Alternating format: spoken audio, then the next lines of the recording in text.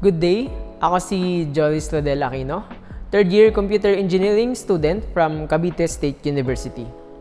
Una kong nakita yung FBS sa isang shared post sa Facebook ng isa kong kaklase. I was intrigued at first kasi nakita ko web development and sakto yung start ng date sa OJT ko. So, I visited the page and nakita ko yung mga testimonials ng mga nagdaang interns. Namangako kasi parang ang dami na talaga nilang alam nung namasukan sila dito.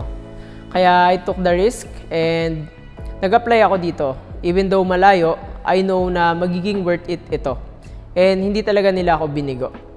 Ang fascinating lang kasi hindi ko in-expect na ako naman ngayon ang magbibigay ng testimony ko. When I first came here, ang alam ko lang is basic HTML and CSS. Kung ikukumpara yung ako 240 hours ago, is napakalaki ng difference. Talagang yung 1 week na inaral ko sa YouTube is 1 day lang na-cover agad dito.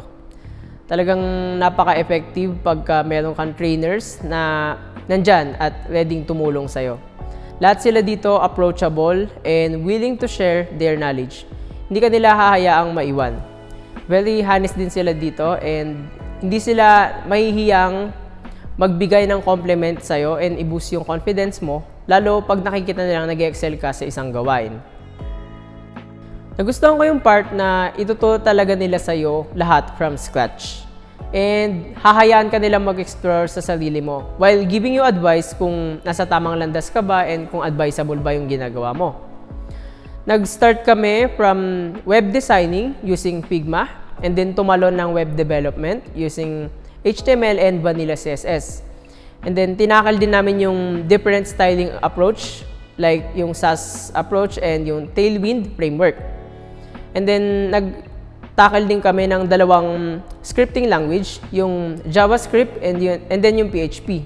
JavaScript yung ginagamit namin mostly sa mga animations, tabs, accordions, and sliders na nilalagay namin sa websites. And then yung PHP naman is ginagamit namin sa server side sa WordPress development. Kahit 240 hours lang ako is napaka-fruitful ng days na inilaan ko dito. And if given the chance nga, ay babalik talaga ako for back-end development.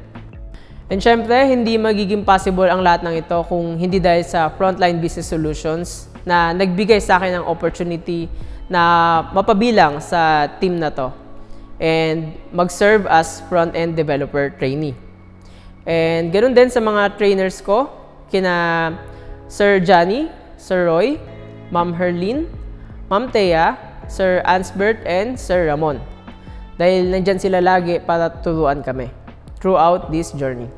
Para sa mga future interns na nagbabalak tahakin ang web development, I highly recommend FBS. Talagang napaka-hands-on nila dito pagdating sa projects and tutok na tutok ang turo.